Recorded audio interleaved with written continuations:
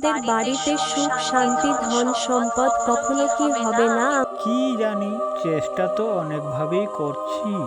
ফটিক, গ্রামের সুখ শান্তির কথা আমরা ভেবে কি করব? তার জন্য তো সমাজসেবীরা রয়েছে। কিটালি নামে ছোট্ট একটি গ্রাম, সেখানে মানুষ খুব সোজামাঠা। সেখানে একদিন এলো ব্যোমকেশ নামে একটি আজব লোক। দেখতে ভদ্র, কথা মিষ্টি, হাসি হাসি মুখ, কিন্তু তার ভিতরে যে কি আছে কে জানে। নমস্কার, আমি শহর থেকে এসেছি। আমি একজন ব্যবসায়ী। আমি পাথর বিক্রি করি। এই পাথর যে কিনে বাড়িতে রাখবে তার বাড়িতে প্রচুর ধন সম্পত্তি এবং সুখ শান্তি ফিরে আসবে। কি বললেন? ধন সম্পত্তি বাড়বে, সুখ শান্তি ফিরে আসবে? ঠিক তাই কাকা, হাজার হাজার টাকার মালিক হয়ে যাবে। আরে এত দেখছি জাদু ব্যবসা। এটা আবার জাদুকর নাকি? দ্বিগুণ টাকা, দ্বিগুণ লাভ, রমেশ বাবুর বড়ই চাপ। টাকা দিয়ে নিলে পাথর, সবাই বলে এ কি কারবার। কেউ দেয় টাকা, কেউ দেয় হাঁড়ি, কেউ দেয় আবার সঞ্চয়টা ভারী।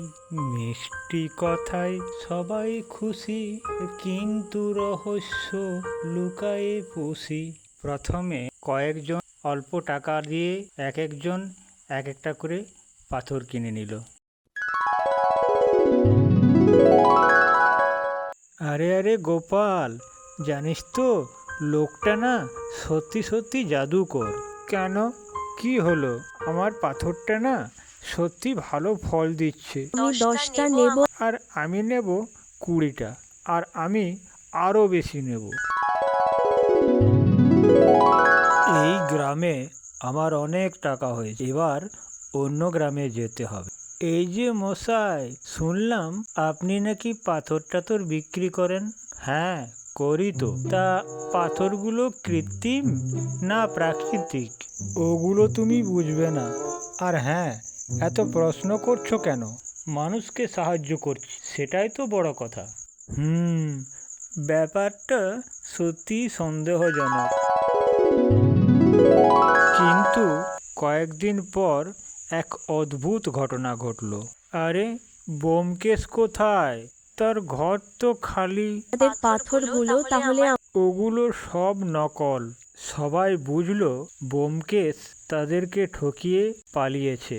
কি ব্যাপার, আপনারা কি ব্যোমকেশের কাছ থেকে সবাই টাকা দিয়ে পাথর কিনেছেন? হ্যাঁ, আমরা বিশ্বাস করে কিনেছি। ভয় পাবেন না, ভয় পাবেন না। ঠকবাজ যতই চালাক হোক, কোথাও না কোথাও ধরা পড়বেই। আমার মনে হয় ও বাস স্ট্যান্ডের দিকে গেছে। চলো আমরা সবাই মিলে খোঁজ করি আর পুলিশকে খবর দিই। যদি কিছু ভুল হয়, না জানানোটা বেশি ভুল।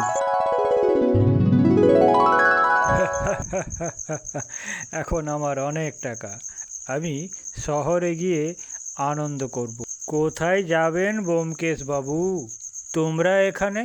এবার আমাদের টাকা দ্বিগুণ নয়, তোমার শাস্তি দ্বিগুণ হবে। ওনাকে গ্রেপ্তার করুন স্যার, থানায় চলো।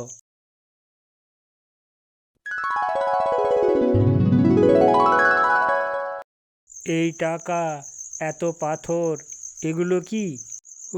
ওগুলো কিছু না, এত ভুয়ো পাথর। তাহলে আমাদের সন্দেহটাই ঠিক। তোমাকে বিশ্বাস করেছিলাম। তুমি আমাদের বিশ্বাস ভেঙেছ। আমি আমি ভুল করেছি। মানুষের বিশ্বাস সবচেয়ে মূল্যবান। সেই বিশ্বাস যদি কেউ ভাঙে, একদিন না একদিন তার শাস্তি হবেই।